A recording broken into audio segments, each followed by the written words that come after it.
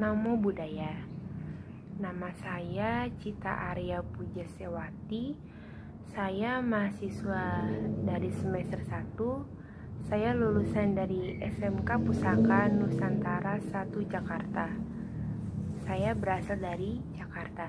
Di sini saya akan memperkenalkan beberapa macam alat musik gamelan dan laras gamelan.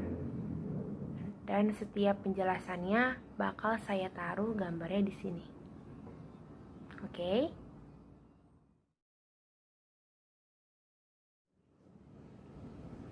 Oke, kita mulai dari yang pertama. Oke, jadi yang pertama tuh ada kendang. Apa sih kendang itu? Kalian tahu nggak kendang itu apa? Nah, kendang itu adalah salah satu instrumen gamelan Jawa. Fungsinya kendang itu adalah untuk mengatur irama di dalam ensemble gamelan Jawa. Gimana sih cara maininnya? Cara mainin kendang itu dengan cara kita pakai telapak tangan kita. Jadi pakai telapak tangan dan nggak pakai alat bantu apapun. Jadi pakai kayak depan itu kayak dipukul pakai telapak tangan gitu. Oke, next. Lanjut yang kedua. Yang kedua itu ada saron. Saron itu adalah termasuk juga alat musik gamelan Jawa. Saron itu bisa disebut dengan licik. Dan saron ini termaksud dalam keluarga balungan. Oke, lanjut yang ketiga. Nah, yang ketiga ini ada demung. Demung itu juga termasuk alat gamelan Jawa. Dan demung itu termasuk dalam keluarga balungan juga. Tapi dalam soal fisik sih, demung ini yang paling besar. Nah, terus demung ini gunanya kayak untuk menentukan oktav-oktav, tapi dia kayak yang paling rendah. Jadi dia tuh yang paling rendah sih demung itu. Demung tuh biasanya ada 2 macam. Ada belok dan slendro. Oke, lanjut dulu yang keempat. Yang keempat ada bonang. Jadi bonang itu kayak gong kecil yang ditaruh di atas string. Itu dia tuh kayak cara maininnya itu kayak dipukul pakai kayu, tapi kayu khusus gitu loh. Jadi gong ini termasuk dalam keluarga pancon. Lalu yang kelima, jadi yang kelima ini namanya adalah kenong. Nah, bedanya apa sih kenong sama bonang itu? Mereka hampir sama kan? Nah, kalau bonang itu kayak mereka kecil-kecil. Nah, kalau ini tuh yang paling besar. Nah, caranya juga sama. Dia tuh kayak dipukul kayak pakai kayu khusus gitu.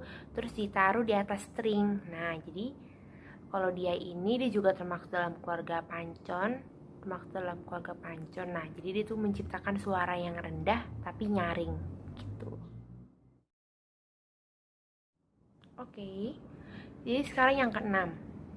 Yang keenam ini ada gong. Gong itu udah terkenal nih di Asia Tenggara. Gong ini udah terkenal.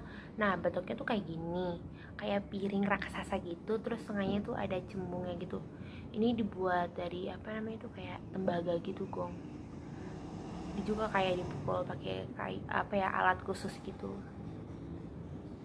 Jadi gong itu bentuknya seperti ini dan sudah terkenal di Asia Tenggara.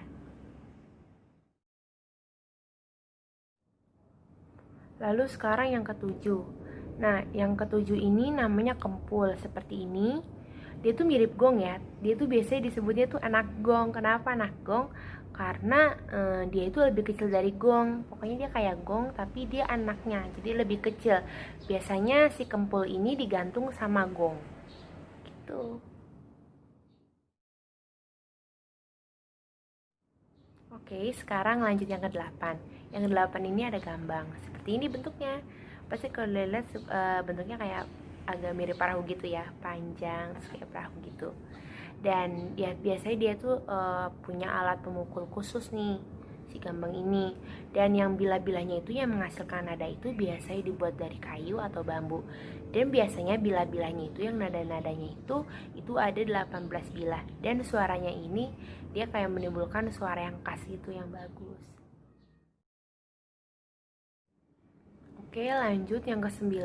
Yang ke-9 itu ada selendem, bentuknya kayak gini. Pasti kalian pikir bentuknya kok kayak selendro ya? Iya, ini tuh sama gitu kayak selendro.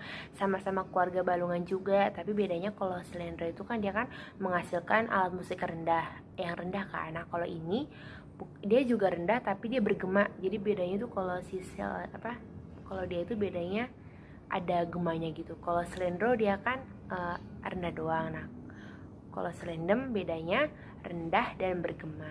Dan dia juga sama-sama termaksud di keluarga balungan. Oke, sekarang ini yang last, yang terakhir. Yang 10 namanya gender. Nah, gender ini bilah-bilahnya itu yang buat menghasilkan nada biasanya dibuat dengan seng atau bambu dan dipukul dengan bilah. Dan biasanya bilahnya ini ada 10 atau enggak ada 14.